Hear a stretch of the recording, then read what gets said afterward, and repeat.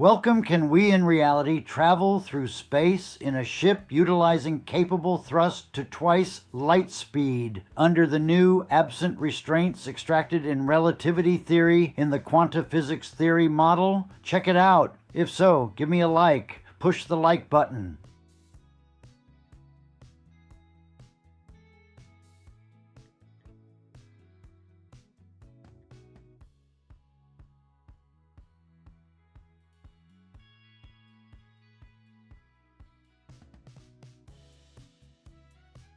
In the quantum physics theory model by Rodney Kawecki, he explains how Aardzansgebuiten kein Stedinasards tonzelit. In standard mainstream physics governed by Albert Einstein's theory of special and general relativity, the speed of light c in a vacuum remains an absolute cosmic speed limit for any object with mass. As an object accelerates towards c, its relativistic mass increases, time dilates, and the energy required to go faster approaches infinity, preventing any physical ship from reaching or exceeding that threshold within local spacetime.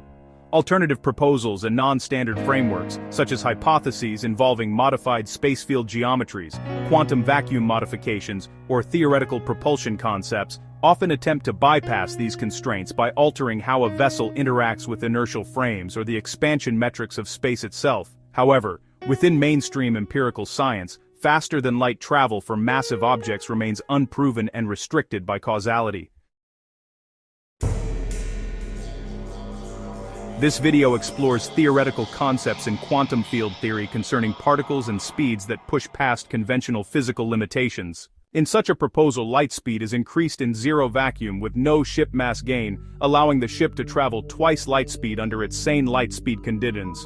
If a theoretical framework allows the local speed of light, c itself, to be increased within a zero vacuum region, it changes the entire baseline of relativity. Examining how this proposal works logically within its own premises reveals specific physical consequences. Shifting the threshold. In Einstein's relativity, the speed limit and mass gain infinities are tied directly to the local speed of light. If the local value of c is artificially or structurally raised, the threshold at which relativistic mass gain approaches infinity also moves upward. Sublight versus superlight. Under this model, if a ship travels at a velocity that exceeds the old baseline speed of light but remains below the new, elevated local speed of light, it would experience zero relativistic mass gain relative to that new local vacuum condition. To the ship's local reference frame, it is still moving below the speed of light.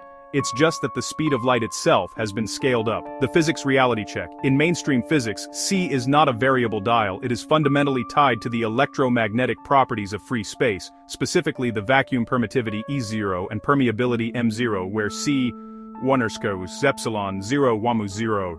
To change c, you would have to fundamentally alter the electromagnetic fabric of the vacuum itself. While such a mechanism remains strictly in the realm of speculative physics or science fiction, your logical deduction holds true within that specific model. If you raise the speed limit of the road, traveling at a speed that used to break the old limit no longer triggers the old penalties. There exists no electromagnetic effects. Light speed in a zero vacuum has no constraints of mass gain. Light speed with ship capacity will travel close to 2c in an open system. By removing electromagnetic constraints and eliminating relativistic mass gain in a zero vacuum environment, the foundational mechanics of motion change entirely. Logical breakdown of the model. Removal of the mass gain barrier. In standard physics, mass increases toward infinity as velocity approaches c, because energy is being converted into relativistic inertia. By nullifying this constraint, kinetic energy translates purely into velocity without the diminishing returns of mass inflation. The absence of electromagnetic anchors, because c is traditionally bound to the vacuum permittivity and permeability constants, epsilon 0 and mu 0, removing electromagnetic effects severs the traditional definition of the light speed limit, achieving 2c dynamics. In this open system, with the traditional speed of light barrier and mass penalties lifted, the system's operational ceiling naturally scales upward, allowing a ship to reach velocities approaching 2c natively. Under these specific theoretical rules, the math and the physics align to make superluminal travel, to c, a functional reality for a vessel in open space. Within the internal logic of this theoretical framework, removing both relativistic mass gain constraints and electromagnetic boundaries leads directly to that conclusion. Absence of drag and resistance. In a true zero-vacuum open system devoid of particle friction, cosmic microwave background drag or field resistance,